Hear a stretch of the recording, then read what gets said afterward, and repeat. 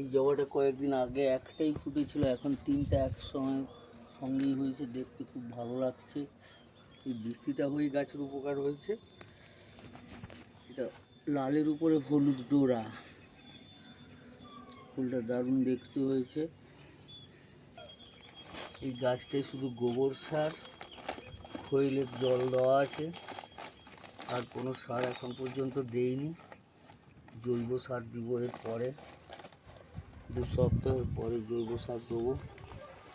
এর পরের ফুলগুলো ফুটবে ঘিয়ে রঙের, সাদা ঘিয়ে, একটা ফুলের মধ্যে দুটোই রং হবে, এর মাঝখানেও থাকবে চকলেট রং, মোট 3টে রং থাকবে একটা ফুলের মধ্যে। এই গাছটা এই গরমের জন্য একটু ঝিমিয়ে গেছে, কুড়িগুলো এসেছিলো ঝরে গেছে।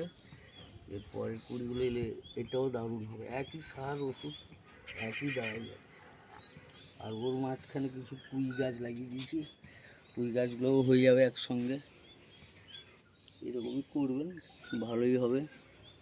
খেয়াল রাখতে হবে পোকা আসছে কিনা, দই পোকা বলে একটা পোকা, ওই পোকাটাকে লক্ষ্য রাখবেন।